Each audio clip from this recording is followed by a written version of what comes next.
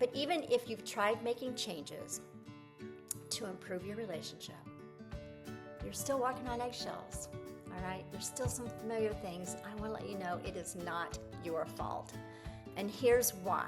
There's so much about neuroscience that we did not know. And because a lot of our subconscious patterns are working in the brain. Yes, it depends on how our early brains, our early development was, how we move toward pleasure away from pain. This is a human journey we have. We learn how to adapt, we learn how to survive our childhoods.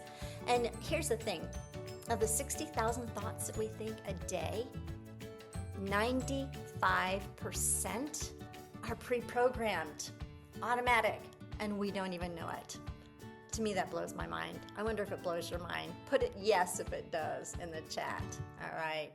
And then we didn't know, if we don't know that our conditioning, it starts even before we're born, but our early relationships do matter. Okay, this is a picture of me. I'm the little girl in the yellow dress with binoculars around her neck, my big sister standing next to me, and my cousins are on tricycles. Now, whether or not I was bullied as a kid, of course, we all have our stories, right? We've learned these patterns, and we take our moving toward pleasure away from pain, whatever we did. For me, I was a second born. I remained small. I was quiet in order to avoid conflict, right? And but we take those patterns into our adult relationships inadvertently, and we don't even know it. So the more that we are aware, even though it's not our fault, it's our responsibility to become aware, okay? So, and this happens throughout our lifetime, okay? So what I'm aware of now at the age and the decade that I'm at is different than when I was 25, 26 years old. It's different even than what it was 5 years ago, okay? And it's our responsibility to become more aware. And it's those relationship conflicts that expose us. Have you seen the movie Groundhog Day with Bill Murray's character?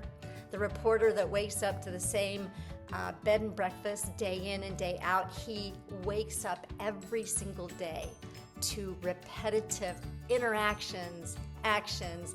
It drives him crazy in the movie until he begins to notice some patterns, and then he has the power to change it. Well, all that to say, that's our human journey throughout our lives.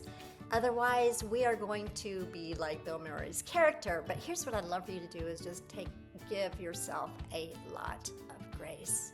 It's very common when a person comes into therapy, or if I'm working with a couple and they have these aha moments and they have some grief, like, why didn't I know this before? That's the thing. It's like normal to grieve what you didn't know before, but it's kind of also like having this little flashlight early in your life when you're only aware of so much because your brain could only take in so much. But the more that we become aware, then throughout our lives is maybe like we're living with a floodlight, and so give yourself plenty of grace for what you didn't know, and then embrace that journey. But forgive yourself for the unawareness, because we all have it. And let's go ahead and focus on what's possible.